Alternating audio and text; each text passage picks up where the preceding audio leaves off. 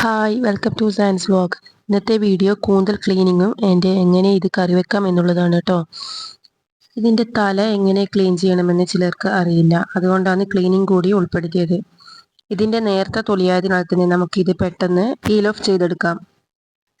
ഇതിൻ്റെ ഉള്ളിൽ കുറേ വേസ്റ്റ് ഉണ്ടാവും, അത് നമ്മൾ കൈയിട്ട് ഇതുപോലെ ക്ലീൻ ചെയ്തെടുക്കണം. ഇതിനുള്ളിൽ ചിലപ്പോൾ ചെറിയ മത്സ്യങ്ങളൊക്കെ കാണാൻ പറ്റും, അതൊക്കെ നല്ല രീതിയിൽ കൈയിട്ട് ക്ലീൻ ചെയ്തെടുക്കണം. അല്ലെങ്കിൽ എടുക്കാൻ പറ്റുന്നില്ലെങ്കിൽ നമുക്ക് ഇത് കട്ട് ചെയ്യുമ്പോൾ അത് നമുക്ക് എടുത്താൽ മതിയാകും.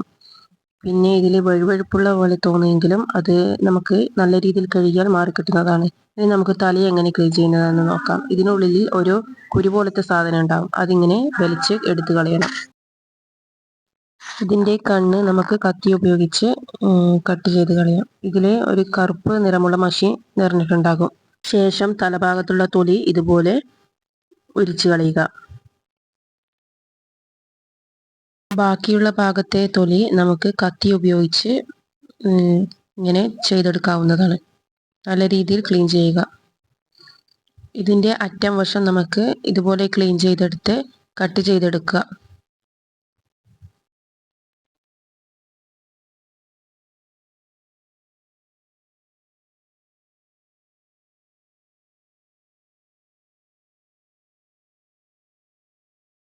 ഇപ്പോൾ നല്ല രീതിയിൽ ക്ലീൻ ആയിട്ടുണ്ട്. ഇനി നമുക്ക് ഇത് കട്ട് ചെയ്തെടുക്കാം.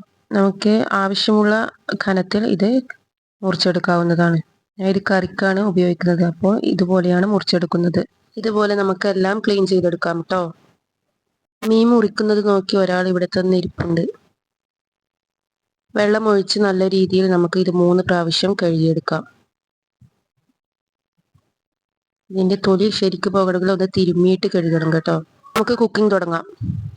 ഇതിലേക്ക് വേണ്ടിയിട്ട് 2 ഉള്ളി, 2 തണ്ട് കറിവേപ്പില, 1 കഷ്ണം ഇഞ്ചി, 2 പച്ചമുളക്, 6 അല്ലി വെളുത്തുള്ളി, 1 വലിയ തക്കാളി എന്നിവയാണ് വേണ്ടത്. മീഡിയം സൈസിലുള്ള 2 ഉള്ളിയാണ് ഞാൻ എടുത്തത്.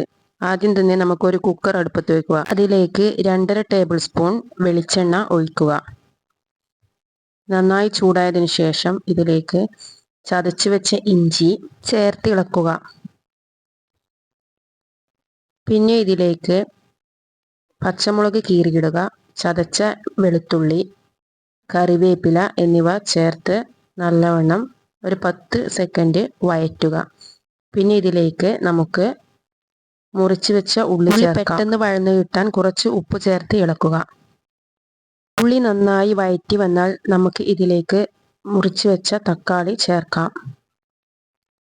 പിന്നെ ഇതിലേക്ക് ആവശ്യമുള്ള മസാലപ്പൊടികൾ ചേർക്കാം.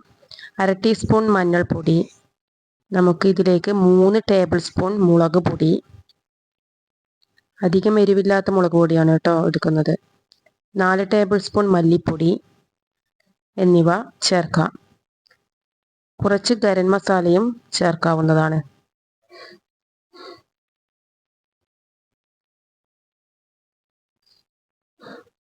ഇനി ഇത് നന്നായി വഴറ്റിയതിന് ശേഷം ഇതിലേക്ക് പുളിവെള്ളം ചേർക്കാവുന്നതാണ്. ഞാൻ ഇത് വിട്ടുപോയതാണ് പറയാൻ. ഒരു നാരങ്ങയുടെ വലുപ്പത്തിലുള്ള പുളി എടുത്ത് ഒന്ന് കുതിർത്ത് വെക്കുക. ആ വെള്ളം നമുക്ക് ഇതിലേക്ക് ചേർക്കാം. പുളി നന്നായി യോജിപ്പിച്ചതിന് ശേഷം നമുക്കിതിലേക്ക് കട്ട് ചെയ്ത ഫിഷ് ചേർത്ത് കൊടുക്കാം. ആവശ്യത്തിന് ഉപ്പും ചേർത്ത് കൊടുക്കണം.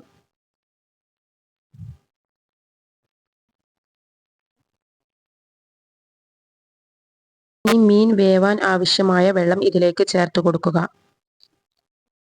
ഇതുപോലെ പരങ്ങി നിൽക്കുന്ന രീതിയിൽ ചേർത്താൽ മതി. ഇനി നമുക്ക് കുക്കർ അടക്കാം. ഇതിനിടയ്ക്ക് എൻ്റെ മോൾ എന്നെ സഹായിക്കുന്നുണ്ട് കേട്ടോ.